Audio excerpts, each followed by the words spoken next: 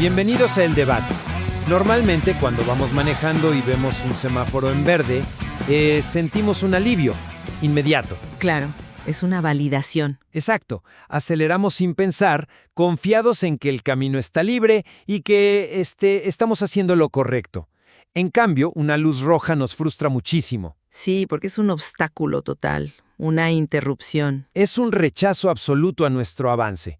Pero si trasladamos esa mentalidad lineal al complejo mundo de la comunicación humana, y específicamente a las negociaciones, la cosa cambia. Cambia por completo, sí. Pisar el acelerador cegados por el deseo de ver esa luz verde, digamos de escuchar un sí, te puede llevar directamente a estrellarte contra un muro. Definitivamente, y es un error muy común. Por eso hoy vamos a analizar el capítulo 4 del libro Rompe la barrera del no, de Chris Voss. El material plantea una premisa que desafía por completo esta intuición sobre la luz verde y la luz roja. Así es, porque en nuestras interacciones diarias, desde cerrar un contrato corporativo hasta decidir a dónde ir a cenar con tu pareja, operamos bajo una creencia muy arraigada. Ajá, la de que el éxito es igual a un sí. Exactamente. Creemos que el éxito se mide por la rapidez con la que conseguimos que el otro nos diga que sí. Pero Voss nos pide invertir esta lógica, o sea, examinar el inmenso poder psicológico que se esconde detrás de la palabra que más tememos, el no. El debate de hoy se centra en una tensión fundamental en las tácticas de comunicación persuasiva. Y la pregunta central que vamos a explorar es esta. ¿Es el no simplemente una herramienta práctica? O sea, un escalón necesario, casi como un filtro que usamos para llegar a un sí genuino y medible. ¿O es el no en sí mismo el estado psicológico fundamental de cualquier interacción? Esa es la verdadera tensión del capítulo. Yo represento la primera postura. Sostengo que el sí de compromiso sigue siendo el objetivo final. Es el destino que da sentido a la negociación. Ok, pero ¿a qué costo? Bueno, a que el no debe ser utilizado metódicamente, sí, pero como un filtro diagnóstico. Un filtro para eliminar las falsedades y llegar al acuerdo real. Esa es mi postura. Pues yo abordo este problema desde una perspectiva diametralmente opuesta. Argumento que nuestra persecución casi obsesiva del sí está inherentemente viciada por la presión social. ¿Presión social en qué sentido? En el sentido de que conceder y buscar el no es un mero paso previo ni un truco para arrinconar al otro. Es el destino psicológico de seguridad que el ser humano necesita. Entiendo, pero Hasta que no habitamos el no existe una comunicación real. Es un tema de neurobiología. para sentar las bases de mi postura, creo que debemos recordar que toda negociación, al final del día, trata de resultados. Negociamos porque queremos llegar a un punto de convergencia. Claro, nadie negocia por pasatiempo. Exacto. Citando el material, es evidente que la obsesión tradicional con conseguir un sí a toda costa genera una actitud defensiva. Piensa en la clásica táctica del vendedor de telemarketing. Uy, sí, los peores. Te acorraman con preguntas cerradas, tipo, ¿le gustaría ahorrar dinero? ¿Le importa el futuro de su familia? Y tú instintivamente te quieres escapar de la llamada. Te empujan y te resistes. Sin embargo, el propósito de invitar estratégicamente al no es, desde mi perspectiva, limpiar el camino. Limpiarlo hacia lo que el texto define como un sí de compromiso. Un sí real, digamos. Ese es el acuerdo real y medible que lleva a la acción. El no es vital, absolutamente, pero funciona al servicio de ese eventual acuerdo. Yo lo veo así. El no es el cincel con el que quitas la piedra sobrante, pero el sí es la escultura terminada. Es una postura muy estructurada. Y la verdad entiendo el atractivo de ver la negociación como un proceso de manufactura, donde el producto final es el sí. Porque lo es, en términos prácticos. Pero perdona, simplemente no compro esa idea de que el sí deba seguir ahí arriba, en un pedestal. Sostengo que debemos dejar de fetichizar el sí y de demonizar el no. A ver, explícame eso de fetichizar. Basado en el texto de Voss, el no proporciona un, cito textualmente, oasis temporal de control. Protege el status quo de la persona. Le da seguridad. Exactamente. Si seguimos viendo el no como un simple truco, como ese cincel que mencionas para empujar al otro al sí, seguimos operando bajo un paradigma de manipulación. No lo llamaría manipulación, es estrategia. Es que la premisa fundamental aquí es entender la neurobiología de la amenaza. Los seres humanos necesitan el derecho al veto para sentirse seguros. No puedes construir ninguna colaboración genuina hasta que la otra persona sienta que tiene el control absoluto. El control de poder rechazarte. Exactamente.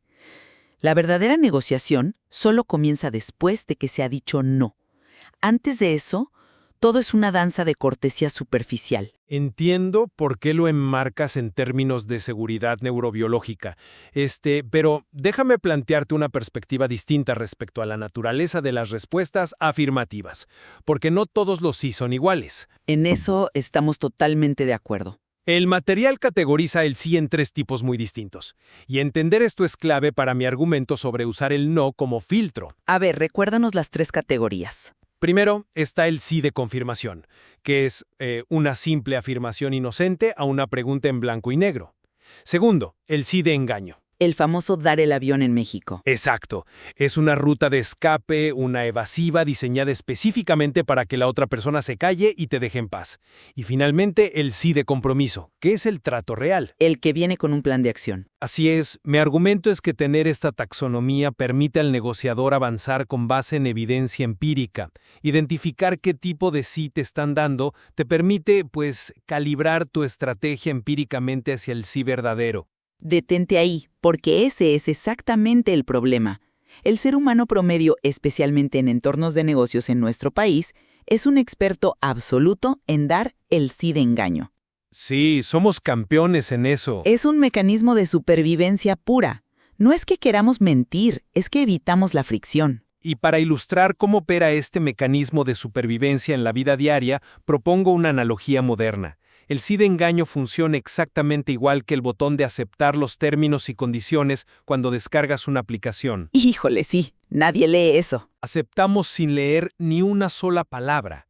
Hacemos clic en sí no porque estemos comprometidos con el contrato legal, sino porque el diseño de la aplicación nos exige pasar por esa fricción. Solo queremos quitar la pantalla molesta y usar la app. Exacto.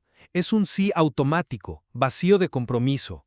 Si en una negociación tú tomas ese sí de términos y condiciones como una victoria real, si te ciegas por la necesidad de saciar tu sed de un acuerdo, te vas a dar un golpe fuertísimo con la realidad. Vas a terminar con las manos completamente vacías. Así que mi desafío para ti es este. Si abandonamos el enfoque de llegar a un sí de compromiso real, no corremos el riesgo de tener conversaciones empáticas pero sin ningún resultado tangible. Es que ese es un argumento convincente solo si asumimos que la empatía y la seguridad están divorciadas del resultado.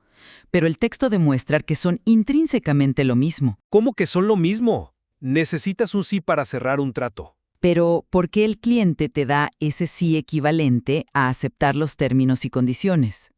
Porque nosotros somos los arquitectos de esa evasiva. Nosotros provocamos que nos den el avión. Totalmente.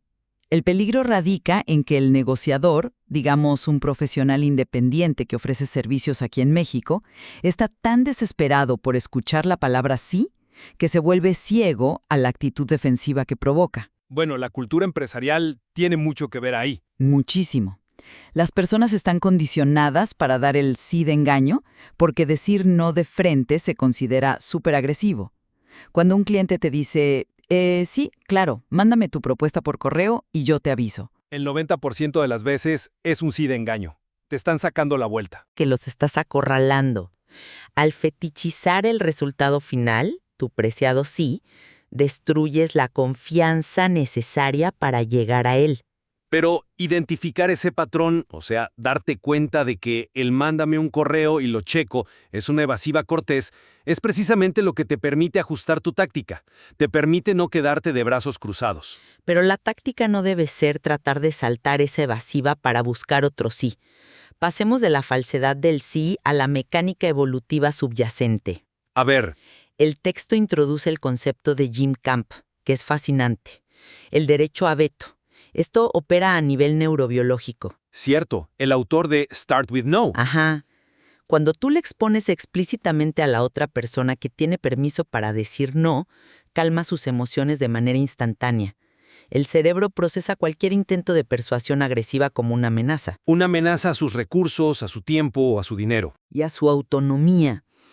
La amígdala, el centro del miedo en el cerebro, se enciende.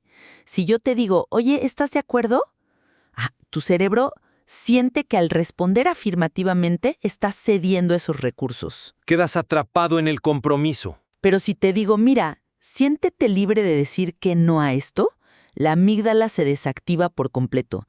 Al darle la salida de emergencia, la persona deja de buscar por dónde escapar y empieza a prestar atención. Concuerdo plenamente en el efecto biológico y tranquilizador de otorgar ese permiso.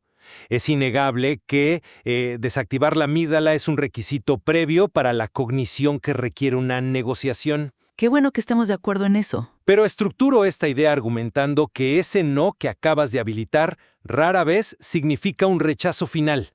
No es absoluto ni racional.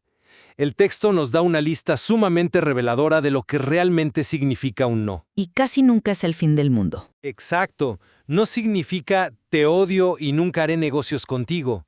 Generalmente se traduce como aún no estoy preparado, o me hace sentir incómodo, o no entiendo tu propuesta. O simplemente necesito más información. Refleja un estado de protección emocional transitorio, no un veredicto. Por eso sugiero que el no funciona exactamente como la luz de advertencia en el tablero de tu coche. Digamos la luz de la presión de las llantas. Ok, me gusta la analogía. Si se enciende esa luz ámbar en medio de la carretera, no significa que el coche esté destruido, ni que debas abandonar el viaje. Simplemente está diagnosticando qué sistema específico requiere tu atención. Te avisa dónde está la falla. Te está diciendo, necesito más información técnica para entender el valor, o el cronograma no encaja con mi presupuesto. Al interpretar el no como un diagnóstico mecánico, puede realizar el ajuste necesario. Y seguir conduciendo. Exacto. Calibras la presión y sigues conduciendo hacia tu destino, que sigue siendo, a todas luces, un medio para alcanzar el sí. Por eso digo que es táctico. Me parece una metáfora sumamente clara, la del tablero del coche. Pero creo que revela exactamente dónde diferimos. Tú llevas la interacción hacia una visión excesivamente mecanicista. ¿Mecanicista por tratar de resolver el problema? Mecanicista por tratar a tu contraparte como una máquina a la que solo le tienes que diagnosticar la falla. Si buscas el botón correcto para resetear el sistema, la otra persona lo va a notar de inmediato. No se trata de manejarlos, se trata de entender el obstáculo para removerlo. Pero la intención se percibe. Imagina este escenario en el mundo real. Piensa en el dueño de una pequeña agencia de diseño gráfico, digamos en Monterrey, que le presenta una propuesta a un cliente importante. Un cliente que seguro va a ser difícil de convencer. ¡Claro! El cliente se queda callado, mira el PDF y empieza a dudar. Dice algo ambiguo tipo, híjole, no sé, hay algo que no me convence, lo checamos. El clásico sí de engaño disfrazado. Ajá. El instinto mecánico del que habla sería diagnosticar la falla y presionar. Preguntar cosas como, ¿qué parte no te gusta? ¿Es el color? ¿Te explico la teoría del color? O sea, tratar de empujarlo hacia el sí resolviendo la objeción. Y eso lo va a alejar más. Lo que el texto propone es radicalmente distinto. Propone habitar el mundo del cliente y otorgarle el veto total. El diseñador debería decir algo diferente. ¿Cómo qué? Algo como, parece que hay algo en esta dirección visual que simplemente no encaja con tu visión. Y si quieres que descartemos esta ruta por completo y empecemos de cero, dímelo, no hay ningún problema. Le devuelves el control absoluto. Le das las llaves del proceso. No estás arreglando la máquina, le estás dando las llaves. Pero fíjate en el resultado de tu propio ejemplo. Al devolverle las llaves y quitarle la presión, el cliente típicamente responderá, no hay que descartarlo todo, solo es la tipografía. Sí, suele pasar eso. Lo cual, paradójicamente, destraba la negociación y lo acerca a aceptar tu propuesta. Esto valida mi punto de que sin importar lo empático que seas, al final usas el no como una estrategia para llegar al acuerdo tangible. Pero aquí entra el punto de fricción más fuerte entre nuestras perspectivas. El debate inevitablemente se desplaza hacia la aplicación táctica y donde trazamos la línea de la intencionalidad. ¿A qué te refieres con la intencionalidad? A que el material no solo sugiere aceptar pacíficamente el no cuando aparece de forma natural, sugiere provocarlo de manera intencional y activa. Y aquí es donde la táctica puede volverse incómoda. Ah, te refieres a las preguntas calibradas para forzar una corrección. Exacto. Voss explica cómo forzar un no etiquetando deliberadamente de manera errónea las emociones del otro. Por ejemplo, decirle a un proveedor, parece que ya no te interesa que trabajemos juntos. Cuando sabes perfectamente que sí quieren el contrato, pero están atorados internamente. Exacto. Esto los obliga a corregirte de inmediato. Te dicen, no, no es que no me interese, lo que pasa es que mi jefe está de viaje. Al provocar el no, les das la ilusión de control. Y la manifestación más extrema de esto en el libro es el famoso correo electrónico de una sola línea, verdad. Sí, para alguien que está ignorando, que te dejó en visto, un correo que solo dice en el asunto, ¿te has dado por vencido con este proyecto? Y aquí tengo que hacer un desafío directo, basándome en el respeto intelectual que exige este tipo de material. Confieso que esta táctica específica me genera un conflicto real. ¿Te parece muy agresiva? Me parece que cruza una línea hacia la manipulación. Plantéate esto. Enviar un correo que dice abruptamente «¿Te has dado por vencido con este proyecto?» a un cliente que probablemente solo está abrumado de trabajo. Estás arrinconando su psicología, dices tú. Estás explotando injustamente la aversión a la pérdida natural del ser humano para forzar una respuesta. Nadie quiere sentir que es el responsable de que una iniciativa fracase. Por supuesto que no, quieren verse como profesionales perseverantes. Entonces responden inmediatamente diciendo «No, no me he dado por vencido». Pero si la negociación se trata de crear relaciones sostenibles, no estamos usando un truco táctico que podría generar resentimiento. Es una observación fundamental, y entiendo la incomodidad táctica que genera. Yo lo abordo desde una óptica de claridad versus ambigüedad. No es manipulación, es disipar la bruma tóxica de la falsa cortesía. Pero sigue siendo una técnica de confrontación. Voss defiende esta táctica apoyándose en una realidad sociológica. La regla social de ser amable y evitar el conflicto suele estar vacía de significado. Piénsalo en el contexto de nuestra cultura en México. Uy, la cultura de evitar el conflicto directo. Exacto. Decir, no, tu propuesta es muy cara y no la vamos a comprar, se considera casi un insulto personal. Así que la gente opta por ignorarte, te dejan en visto, te aplican la de Laurita lo checo. Que puede significar en 5 minutos o en 5 años. Tal cual.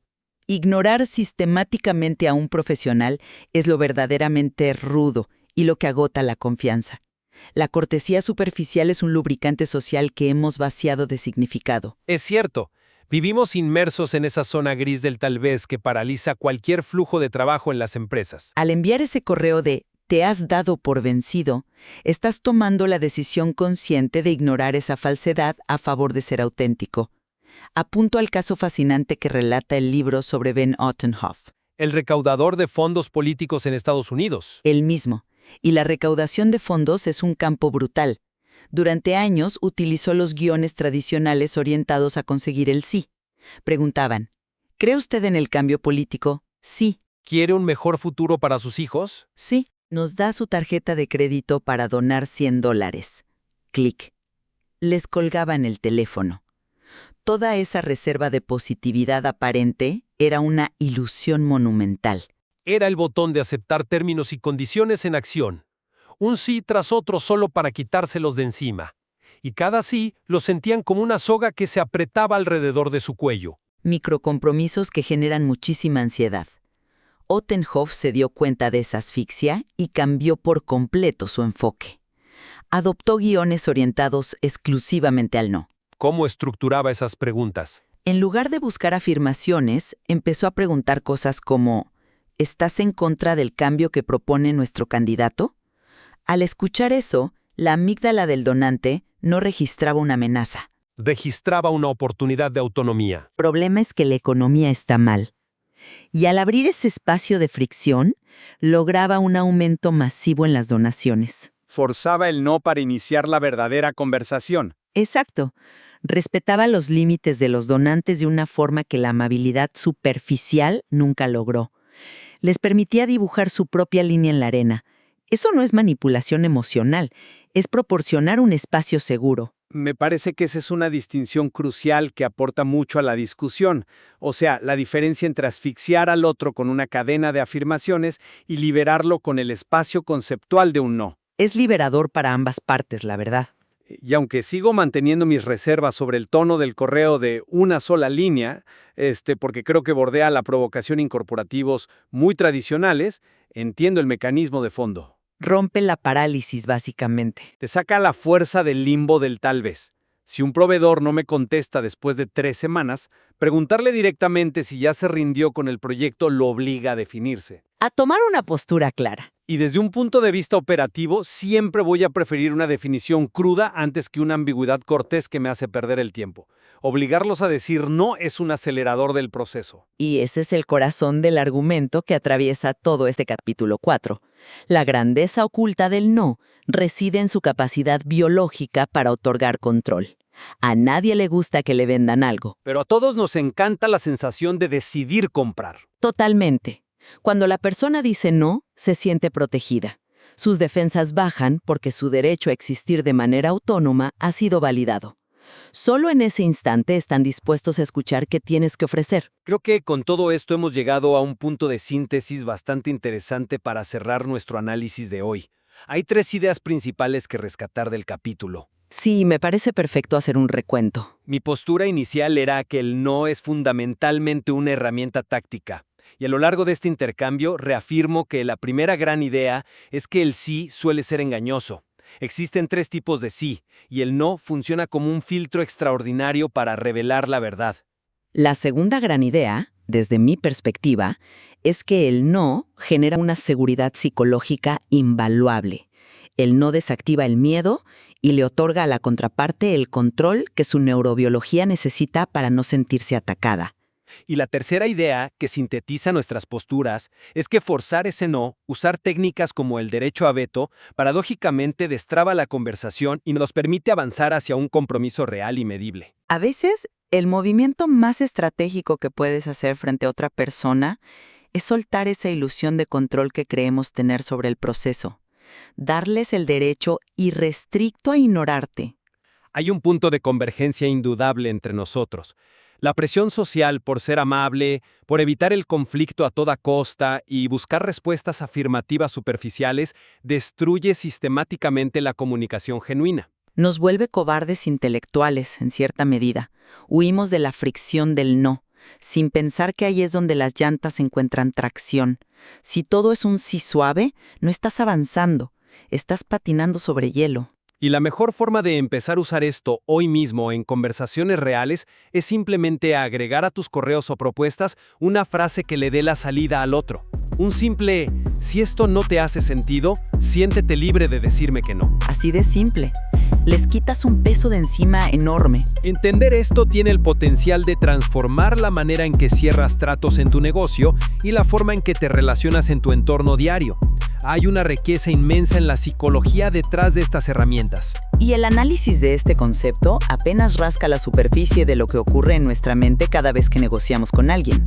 Ha sido un privilegio explorar estas ideas desde ángulos tan contrastantes.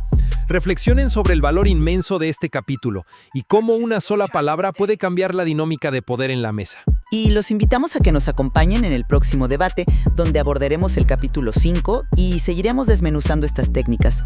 Gracias por escucharnos. Hasta la próxima. Y recuerden, no le tengan miedo a la luz roja.